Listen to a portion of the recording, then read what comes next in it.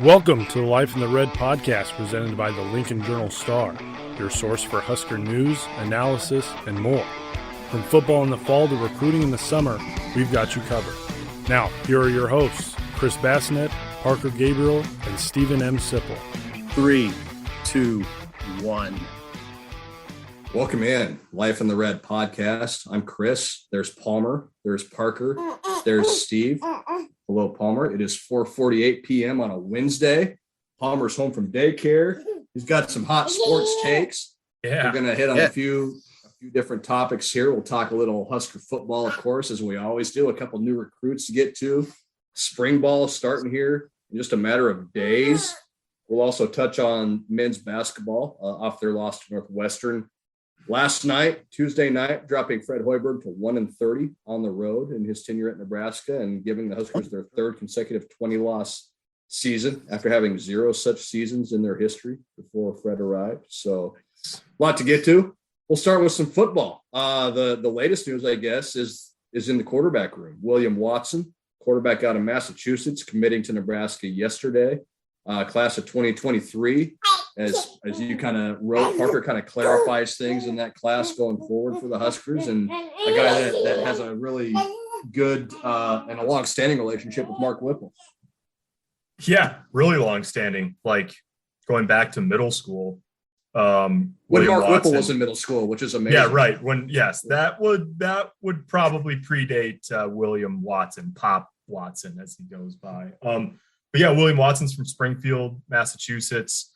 Obviously, Mark Whipple was the head coach at UMass, 2 different stints. Most recently, the stint went up until 2018. And his last year there, he offered William Watson, and Watson was just in 8th grade. The head coach, there's a lot of layers to the connection here. Obviously, Whipple spent a good chunk of his career on the East Coast. And the head coach, the former head coach, actually at Springfield Central, played for Whipple at UMass. He was an All-American. There's a sort of deep tie between Springfield Central and UMass in general. And so Whip's known about this kid for a long time. He offered him at UMass, then he offered him at Pitt, then he offered him at Nebraska when he got to Nebraska a couple of months ago. So it's a guy who's been on the radar screen. It's been interesting, Sipple, in part because there's other quarterbacks in the Midwest who Nebraska had offered and was recruiting. But this is their guy. I mean, this is not right now signing day's 10 months away, but this isn't like, we're going to take 2 quarterbacks or something like that. Like this is Nebraska's guy for 2023 now. Yeah. I know there was at least a segment of the coaching staff that was really interested in Avery Johnson, J.J. Cole. Those were the 2. Wouldn't, Parker, you say those were the 2 big names? Definitely that they'd offered. And then you can't really get away from the Zane Flores part of the conversation either, because he's a kid in Gretna, right, who, as of, in the last 2 weeks, basically has picked up offers from Kansas State, Kansas, Oklahoma State. Nebraska's obviously had every chance to evaluate him, even the new staff, and so that it never seemed like it was in the cards. And as it turns out, it wasn't really to offer Zane Flores. So, yeah, I mean, you've got the 2 kids who are 4-star prospects in Avery Johnson and J.J. Cole in the region. You've got Zane Flores down the road in Gretna. But William Watson is a guy who, when you watch his highlights, he's a dual threat kid. I think, he's started 3 years of high school ball, 2 full seasons, and just a couple games because of the pandemic in 2020. But he's thrown more than 50 touchdowns in his career. He's only thrown 8 interceptions as a high school kid. So, I mean, I think you can see what Whipple likes about him: arm talent and decision-making as a starting point. And then, pretty athletic kid to go along with it. Hey, Baz, they were recruiting 2 kids from places you're very familiar with. Avery Johnson was from right outside of Wichita. And then J.J. Cole, I think he's from West Des Moines, right, Parker? Yeah, Ankeny. Yeah, 2 places I'm intimately familiar with. Seriously. I have a long-standing relationship with the Ankeny, Iowa area. And I do. I don't want to quite get into what my relationship is. yeah, It involves a creek, right? Yeah, let's just keep it. Yeah, let's move on. Let's move on quickly. Look, should we from play that. I guess- 20 questions? Should we play 20 questions on that one? Yeah.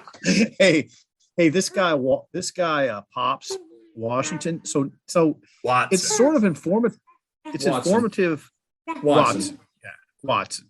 It's informative about Whipple. I don't know, Parker. For some reason, I was sort of taken by the fact that he's willing to recruit a 6-foot dude that can really run. I mean, this is a true dual threat guy. 6 foot. Mm-hmm. This is not like a big stand in the pocket gunner. Right. Although he's got a strong arm. Yeah, he's got a strong arm, but I think it goes to, remember in December when we asked Whip about what he looks for in quarterbacks in the first, what he focused on was competitiveness, decision-making, leadership. And then he sort of like threw in like, oh, well, talent helps too. And it wasn't like you got to be 6'4", you got to be Kenny Pickett, it's interesting. He's a guy that, he's built a little bit different than, Kenny Pickett certainly is built a little different than Chubba Purdy. He's actually, just from a stature standpoint, it's not probably altogether a different athletic package than Casey Thompson, right? We look at Casey Thompson, he's not the biggest guy in the world, but he's got a big arm. He makes good decisions. He's accurate with the football. And oh, by the way, he can run a little bit. And that's sort of, I guess that's, would be, if you're looking at the height, weight, speed element of all the guys in Nebraska's quarterback room, he's a little bit more like Casey Thompson or like Logan Smothers than he is like some of the bigger kids in the room. Okay, well, that's a good we can make a good transition to spring ball, right? Okay. Right into quarterback discussion in spring ball. How about that? Sure. What do you got, Sip?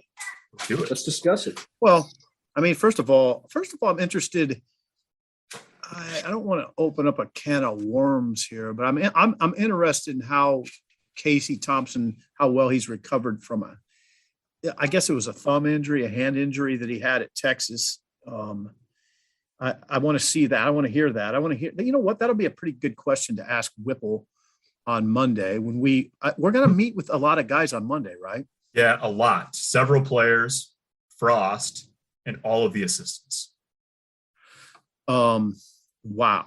Really? Maybe we'll get a chance to, we may well talk to Casey Thompson himself. That's Frost-a-palooza. Yeah, it is. So it's a marathon. Bring your shot blocks. You're going to want some energy intake along the way. Yeah. So I'm interested to hear that from Casey Thompson. I don't know. There's a lot there. It depends who they bring, but how are they going to, okay. One thing you want to ask Whipple is how are they going to divvy up reps? That's always a critical question, right? Yeah. How do you go about divvying up reps? Who starts with the ones? Somebody's got to start with the ones. How do you do this? How do you determine all that? That's the sort of things I'm wondering about just when you talk about the quarterback room. And how do you do it when everybody's Go ahead, Baz. Go ahead. No, I was just gonna say, how do you do it when everybody's new too, right? Right. Like half your coaching staff's new, half your quarterback room's new. Like, are you just gonna say, all right, Casey, we're just gonna throw you out there and see if it works, or do you go in a different direction? So that's part of that equation too, for sure. Right. How far along are they in the structuring of their offense? I'd like to know that. Is there? What if Scott Frost just like handed you a playbook on Monday? Yeah. Well, I wouldn't know what to do with it first. Hey, Scott, how far along are you with the offense? Oh, well, here's Sip. We just brought a playbook for you to look through. Yeah, and it wouldn't mean that much to me. This is a pass play. This is the pass play, right? Yeah. What is that? What's this circle? Can you explain this to me? You call these A, B, and C, not X, Y, and Z.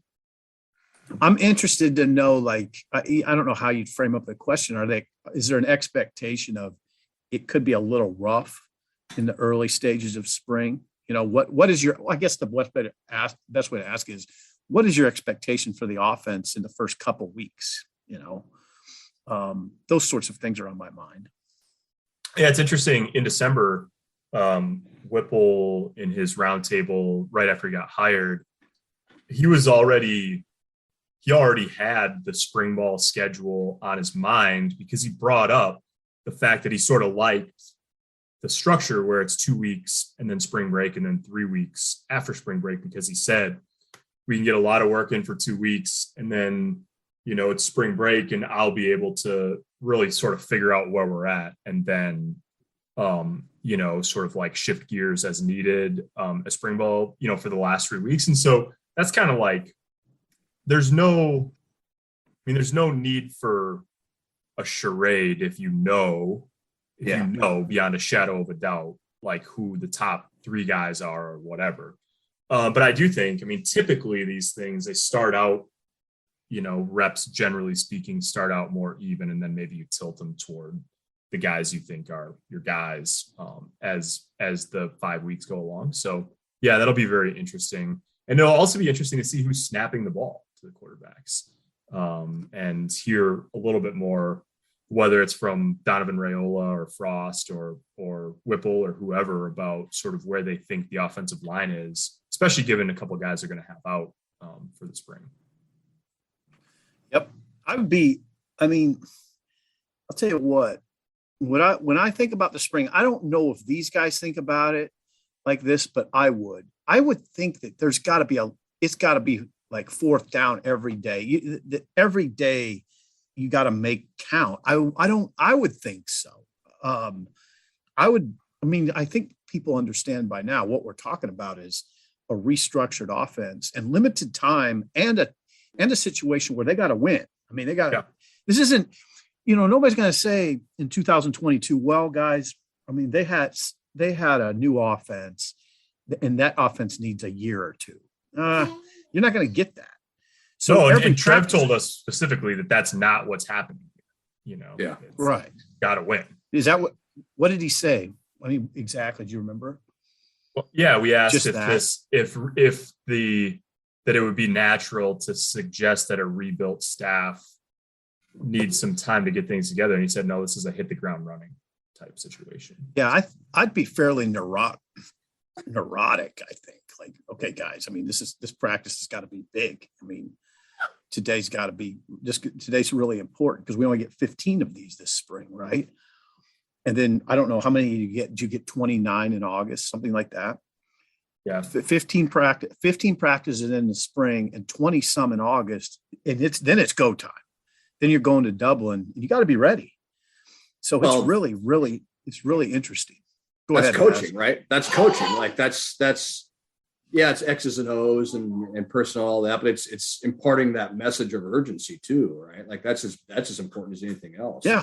How would they? Yeah. It's easy to say, yeah, guys, this is important. We got to do this. We got to go. But you have to get your players to understand that. It's easy to tell them that, and it's easy to want urgency, but you have to get your players to feel it. I think is something else. That's going to be a part of this too. Do you understand what Trev was saying last November when he was talking about what needed to happen in the program? And one of his main talking points was the details. In this conference with so much parity, it's the teams that are good at the details that tend to rise to the top. Well, now what are we talking about? Now, on one side, we're talking about a defensive coordinator where he just said the other day, you know what we can focus on? Just tweaks, the details. Now, the offense is a whole nother story. That they're not starting with tweaks. They're starting over. And so now you wonder if in against Northwestern and then in those early games, are we going to be watching some slop? Are you going to be watching an offense that you're saying, well, it looks like a new offense? And if it's sloppy and and the attention to detail is not great and they're losing close games, okay, what do we say then? The discussion gets really tense, right? Like, well, on one hand, they're playing pretty sloppy. It looks like a new offense. They're feeling their way along, but they really don't have time to do it, right? So it could get really interesting. It could get really interesting. And, go ahead, Baz. No, nothing major. The fact that it's, and I know we've belabored this point too, but the fact that it's Northwestern out of the gate too, like they're not playing Southeastern Louisiana or anything like that. And Northwestern is what they are, but Northwestern's been plenty good enough to give Nebraska all kinds of trouble the last few years. Oh, yeah. So that's, I mean, you talk about winning and you talk about this, like 0-1's staring you right in the face if it's slop in that first game. So yeah, it's just another reason that they have to. Yeah, Fitzgerald's just going to try to capitalize on it. Yeah. You know, if you're a defensive coordinator, what are you doing against Nebraska? You're trying to capitalize on the news, right? Yeah.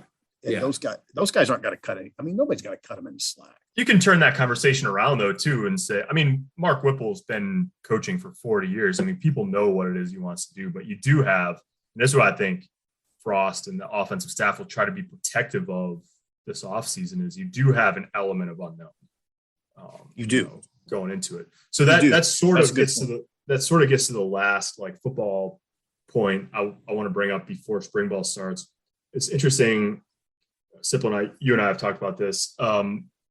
One of the things I wrote about Whipple right when he got hired is that guys who have coached against him are really adamant that a big part of his philosophy is, players, not plays. And that one of his sort of calling cards is that he figures out a lot of ways to get his best player the ball, even though the defense knows who his best player is or are, and obviously works to take him away.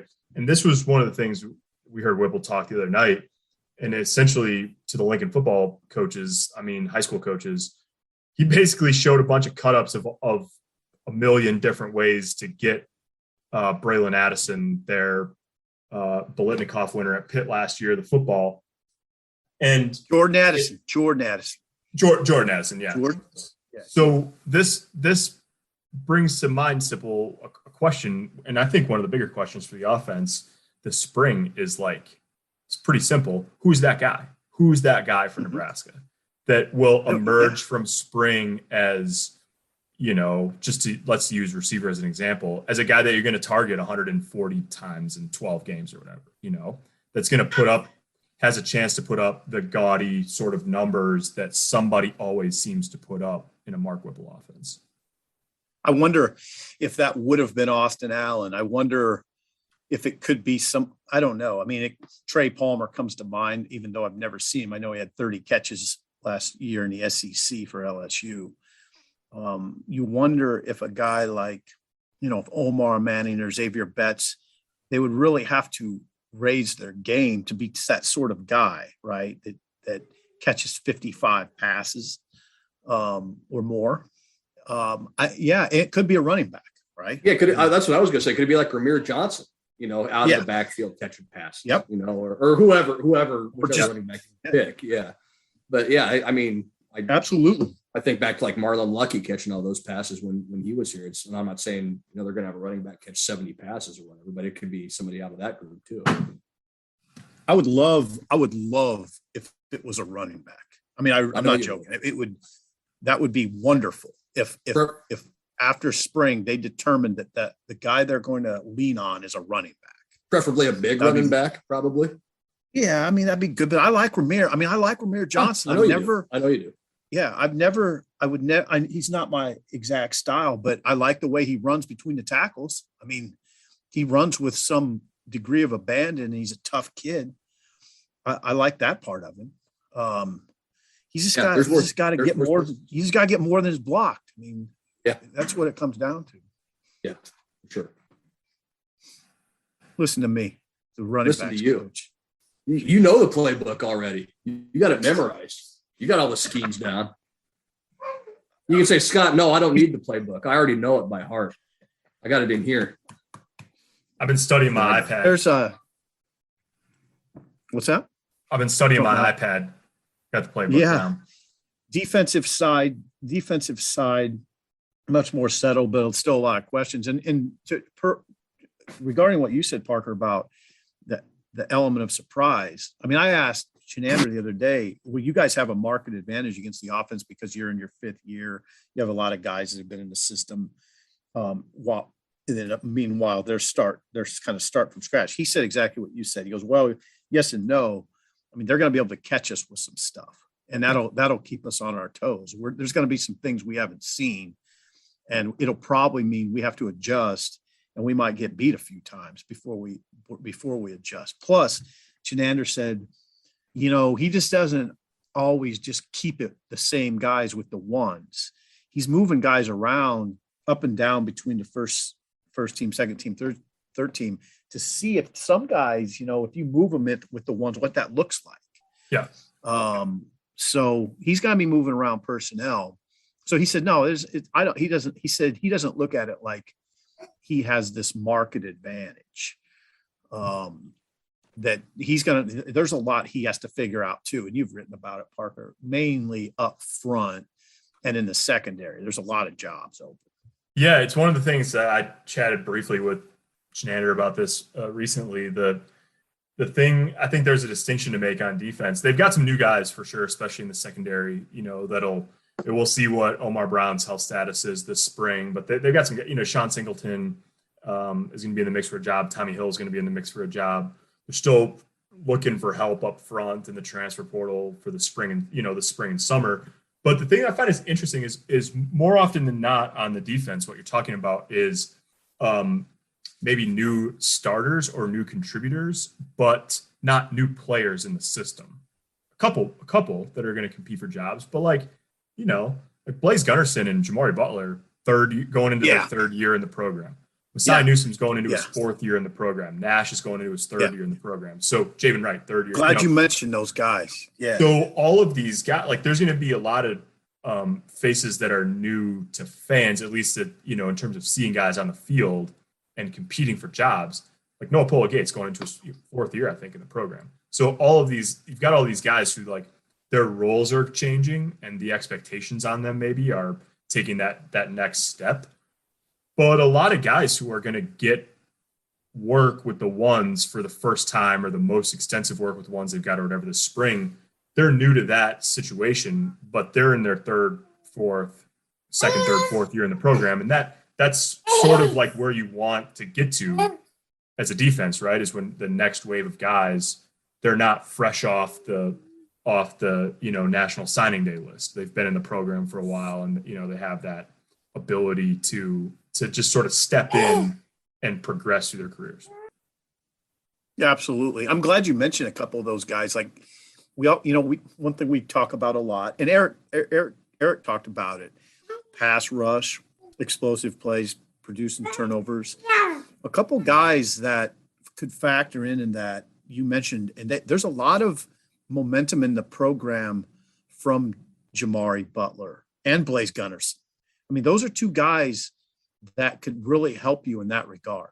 Right. That they like. I mean, Eric said we look at it a little differently than the media does. There's a lot of questions, but there's a lot of guys you're not familiar with that we are familiar with. Right. Yeah, exactly. And they feel good. They feel good about guys like Jamari Butler and Blaze Gunnerson and Mosiah Newsom and Nash Hutmacher in the interior, and guys like Raquan Buckley and Marquise Black, Weaver, names that we haven't talked about a whole lot, but they're aware of them and they feel pretty good about it. Yeah, it's one of the things I wrote this today. Actually, it's sort of interesting this year on defense because people ask about hey, who's going to replace JoJo Doman? Well, yeah.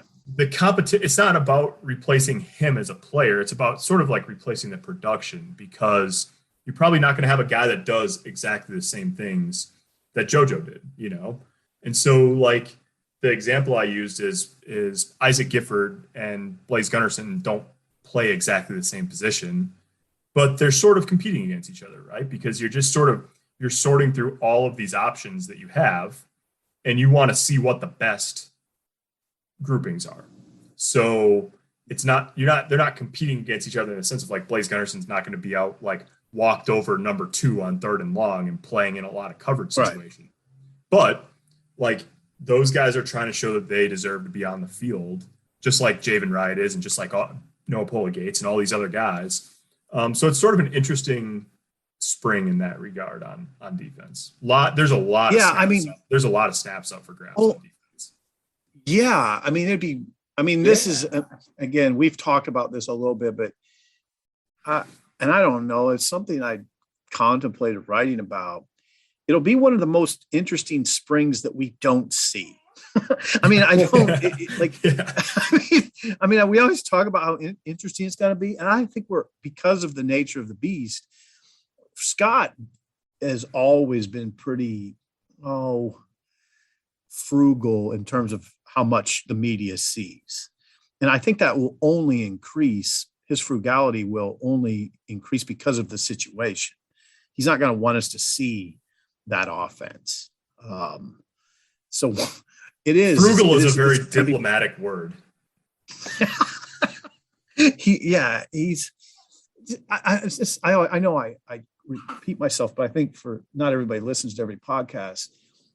You guys, not so much Parker, but Baz remembers, and I certainly remember, there have been coaches where we did see a lot of spring practice. We watched every Bill Callahan spring practice his first year. We saw a lot of Bo Pelini spring practice. We saw a lot of Mike Riley spring practice. We don't see Frost practice. So, it's everybody has their style. And I got to tell you, if I were a coach, the media wouldn't be anywhere near my practice. So I'm not being critical. I totally understand it, but it is kind of funny when we talk about how interesting it's going to be. In the back of my mind, I'm always like, yeah, it'll be great. We're not going to see any of it. Yeah. No, maybe 30 minutes of stretching at the beginning of a practice. Stretching. Yeah. Frugal is a much more diplomatic word than paranoid. Yeah, I don't know if it's a matter of paranoia. I'm just stating a fact. Frugal is a more diplomatic word than paranoid. All right. Speaking of spring intrigue and frugality and paranoia, should we talk some men's basketball? Yeah, that's a good transition. Yeah, Nebraska lost again last night. Breaking news: 77-65 at Northwestern. Trailed the whole way. Never really in the game outside of the first few minutes of the second half or so. Now 7-20 on the season. 1-15 in the Big Ten. The third consecutive 20-loss season for the Huskers. Before Fred Hoiberg was hired, Nebraska had never had a 20-loss season, and we're not exactly talking about a program with a lot of history here to begin with. So. It's bleak. It's bleak right now for Fred and the Big Red. And last home game was Friday against an Iowa team that just smacked you around a couple of weeks ago and beat Michigan State by 30 the other night, or beat them by 26. How about that? Last night? Yeah. Yeah. Iowa's playing as good as anybody in the league right now. They look great. They really are. They got a player of the year candidate in Keegan Murray. Yeah. How about that? Iowa and Rutgers, the way they've played recently. Yeah. It's you have to be impressed with how those teams have. Basically, since they played that 48-46 game against each other, that was just like terrible to watch. They've both been really good since then. So, yeah, it's just we've kind of reached the point where we're on Fred Hoiberg watch. Let's be real about it. And there's 4 games left plus a Big Ten tournament game, and then you're into the off season, and Trev's got a decision to make. Trev Alberts, the Nebraska athletic director, has a decision to make about what he's going to do with this program. And look, it's been talked about plenty and written about plenty. We know Fred Hoiberg's buyout is large. We also know it's going to be large next year, and the year after that, and the year after that. So it's going to get smaller, but it's still going to be a big chunk of change. So, the kind of central question to all this becomes, we talk about frugality and these sorts of things is what kind of price is Nebraska willing to pay right now to either A, keep Fred Hoiberg as their coach, or B, move on and blow this thing up and start over again. That's kind of where it's at right now. And so it's no fun we're having the exact same conversation now we had when Tim Miles was fired in 2019. It's not any fun to talk about this stuff and kind of guess what happens or anything, but it is what it is. This is where it's at in Fred Hoiberg's third season. There's no hope. They're not getting any better. And they're not, Nebraska shouldn't be that much worse than Northwestern, that they get beat by Northwestern by double digits twice in a year. But I mean, that's where it's at right now. It's just you said something critical that it doesn't get. I mean, listen, what happens inevitably when you talk about this program right now, you stack up a lot of sort of negative things, but one that doesn't get talked about a lot, but is very valid. You just touched on this team hasn't gotten better. Yeah. I mean, it's sort of regressed. Yeah, it really has. So yeah, and that's a damning comment about the coaching. It really is. It's regressed. And when you look at the previous 2 years, those two teams really didn't regress. And not that they were any good, but look, Nebraska was playing hard at the end of last year. They got noticeably better last year, even going through the COVID pause and everything else. They got better. They did. Yeah. They played well at the end of the year. Same thing in the first year. That wasn't a very good team. And they were outmanned a lot of times, but you watched them and you went, man, they're coached well. They're in the right spots. They're trying to do the right things. They just don't have the talent. Now they got the talent and they're not doing the right things and they don't look like they're coached well.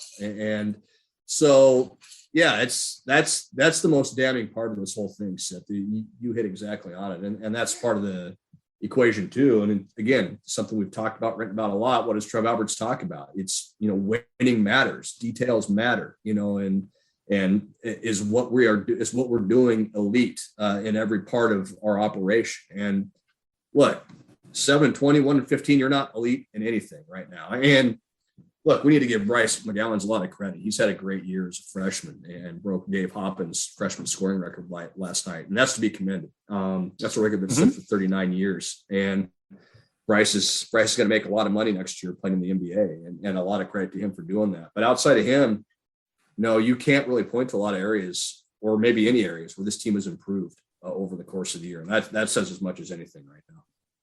Yeah, I wouldn't. I'm not going to. They're not.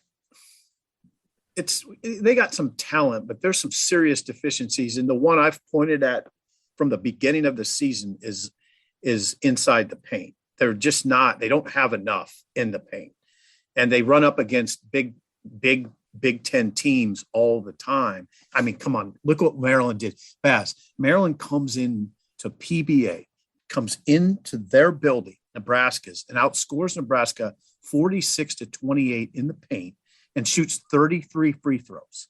That's unforgivable in most realms. I mean, you allowed Maryland. Now, Maryland, they do got some bigs. They're not good. They're not great, but they got them. And you can't, there's not many teams that you can point to in the Big Ten that don't, except Nebraska. I mean, Eduardo is he's a tough kid and he plays hard, but he's very limited offensively. And I do not consider Derek Walker a big. He's 6'8". He's a below the rim player. They ask him to be a big, and he's a tough kid and he plays hard too. But Fred made a conscious decision to enter this league without enough manpower up front. And that's, what that is? That's just, if I were the AD, I'd say, why did you think that would work? I mean, that's just a tactical error. It's a really, and they get hammered inside. I mean, by sometimes they get hammered inside by pretty average big men. The real good big men really hammered inside. Really. Yeah. Well, I mean, look at last night. Hunter Dickinson took over the second half in the Michigan game. I mean, so that's what I'm talking about. Look at Pete Nance last night. Like, Pete Nance is a great athlete, pretty good player, but he's not one of the top 5 big men in the Big Ten. No, he might be top half, maybe, and had his way last night. Pick and pop, pick and roll, whatever you want to call it. So it's just, and you talked about the bigs. A comment that struck me last night during the broadcast. Dave Refson mentioned that someone on Nebraska's staff told him that they were kind of taken by surprise that Delano Banton left. And I'm sitting there thinking, so you can't carry more than one point guard on your roster? That you were. It was very, And we spent a good chunk of last year talking about how, like, there was part of the season where they couldn't really have, like, Delano didn't really succeed in the point guard role.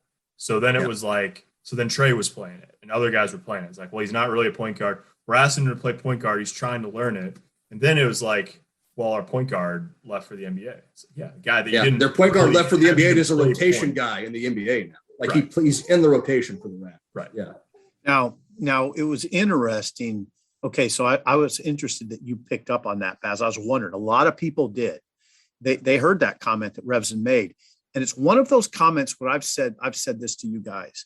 There's a lot that Fred says that doesn't pass the sniff test. And that's a good one. That's a real good example. You're like, wait a second.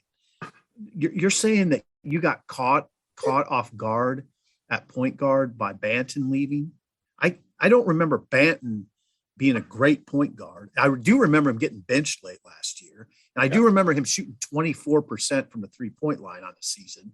Now he did have 105 assists last year and 67 turnovers, which isn't that's not a and he's a good player, no doubt. Like he's a good player. He's good. Yeah, he's good.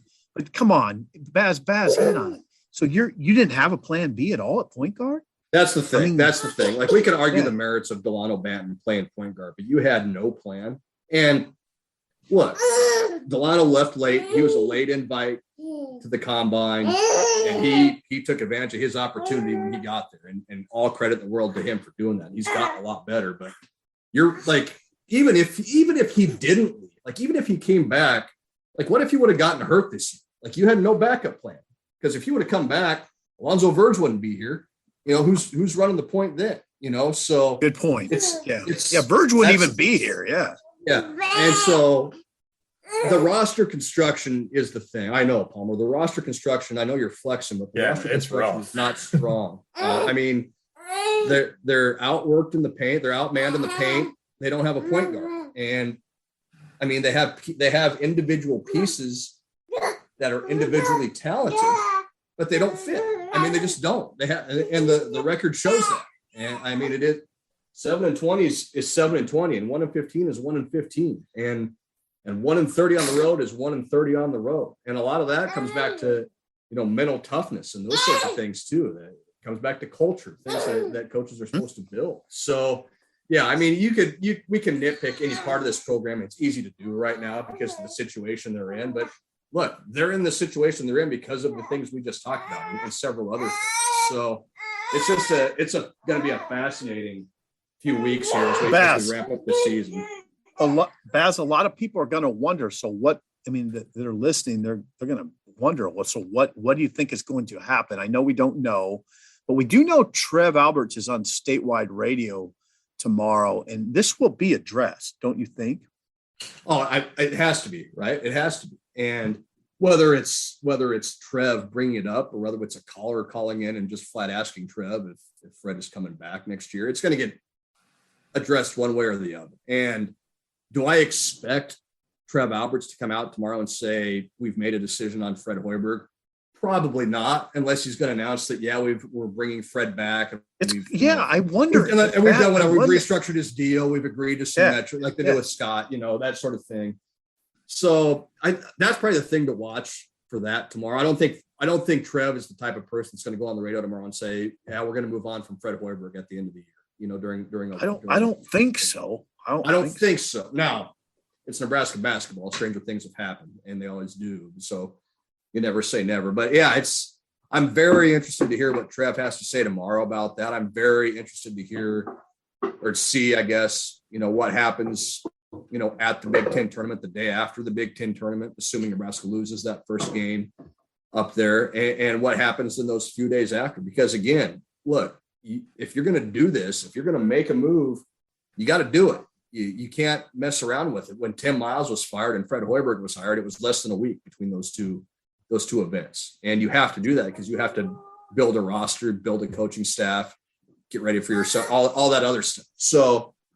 Yeah, whatever's going to happen, it's just going to be, again, fascinating to watch this play out over the next few days and weeks. I suppose Trev could be on the radio tomorrow and say, we'll deal with this issue after the season. In fairness to the players, we'll let's let the season play out, and we'll deal with this afterward. That's kind of the way I lean with it, and. Look, maybe a decision's already been made, and maybe everybody in that program knows what that decision is. We don't know that either. So it's just we're all just kind of waiting to see what this is going to look like right now. And So I don't know. There's a lot of different ways this can go. There's a lot of different ways it can transpire, and we'll see if Trev has anything to say about it tomorrow on the radio. Okay. All right. How are we doing? We're great. Palmer's a little restless. Palmer, what's for dinner? Palmer, what is for dinner? What's for dinner, Palmer? Maybe some chicken. Yeah. Chicken? Maybe some mac and cheese. Chicken? Fried chicken, yes. A whole bucket of fried chicken. Not Papa Sipple's chickens. No. We would never eat our Godfather's chickens. Might have a wing. Maybe some buffalo wings for the little man. Probably go over well with Mom if we did that. Did you tear into a big wing? Oh yeah, he's a carnivore. He loves his chicken. But enough about my son. We don't need to talk about my son on the podcast. This is ridiculous. Okay. All right. Yeah, I'm trying to think. I mean, I don't know. What is there anything else we need to address today? Baseball. Some breaking news today. What? Jake Buns, the reliever for Nebraska, out for the season. Suffered an arm injury down in Texas last weekend. It didn't sound good on the radio, and it sucks for Jake because that's the guy that's already undergone Tommy John. Will Bolt today didn't, specify what the injury was. It sounds like they're waiting for some final tests to figure it out, but it's a season, and you're talking about a senior, a guy that led a really good team in appearances last year as a starter and a reliever, and was a guy that was going to be a really key piece of that bullpen. So feel bad for Jake, and you hope he's able to recover from that. And it was also interesting to hear Will, we asked him, maybe what surprised him about last week, and the first thing out of his mouth was defense and how poorly they played defensively. And you could point to a lot of areas with what they did down there. Defense, so why do you say that? Just the number of errors, multiple errors in 3 of the 4 games, and a lot of them on routine plays, just basic stuff. And it's surprising because they really thought that would be the strength of this team, to the point that they thought they might have an elite infield defensively. They still can. There's a lot of season left. They didn't play well. They put the starting pitchers didn't pitch well, and the defense didn't help them out. And that kind of is the crux of everything, right there on top of the offense that struggled. And yeah, you had the stat on Twitter. I saw the starting pitchers combined for 10 1/3 innings and gave up 17 runs. 10 1/3 innings, 17 runs, 14 of them earned, only struck out 8 guys over 4 games, or 10 guys over 4 games with 8 walks. So, I mean, just not what you would expect from that group that includes 2 veterans and Kyle Perry, Shea Shanneman. So, and Will Bolt said today, I expect those guys to have a bounce back week. And now they're playing TCU, who's pretty good, top 20 program down in Texas. So we'll see what that looks like. Hey, Baz, so does the rotation stay the same? Rotation stays the same. It's only 3 games, so Braxton Bragg won't start down there, but it'll be Perry, Shanneman, and Dawson McCarville in the 3 games. Okay. And so, I mean, that's what it looks like right now. Will didn't sound today like a guy that was worried. It's not a deal where that 1 week is going to define their season unless they let it. That's kind of been the rallying cry for Will since that series ended against Sam Houston. And look, Sam Houston beat Oklahoma State last night. He was a top 5 team in the country. Sam Houston's pretty good. Let's give them some credit here too. Nebraska didn't play well, but Sam Houston might have a real good squad down there. So that's part of it too. So okay, here's a question that a 55-year-old should know, but I'm going to ask it anyway. It is now RPI is a factor in everything, but I mean, does it matter when you go on the road to play TCU? I mean, it's just a good RPI situation. Is it a good RPI situation, win or lose, or do you need to win a couple? Yeah, well, obviously you want to win a couple of them. There's no doubt. But even, playing TCU on the road is going to help you a lot more than playing, say, Yale at home or whoever, playing a lesser opponent at home or playing a lesser opponent on the road, and yeah, that's why you schedule like that. And, that's part of the reason Nebraska got the seeding it did last year in the NCAA tournament, even with that great record. What was their RPI like playing a Big Ten only schedule? They go 31-12 and they get a 2 seed and have to go play Arkansas. And a lot of that was because of their strength of schedule, their RPI. So that's why you schedule Sam Houston. That's why you schedule TCU.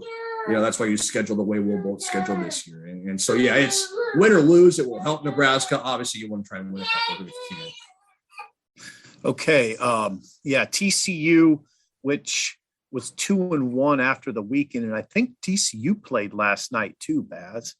I haven't looked yet. I think you're right. I think a lot of those Southern teams have been started their midweeks already. Yeah, so it'll be tough. I mean, that you're playing two tough opponents right out of the gate. Some of that defense is the result of Nebraska did get outside quite a bit, but not as much as a Southern team would. Yeah.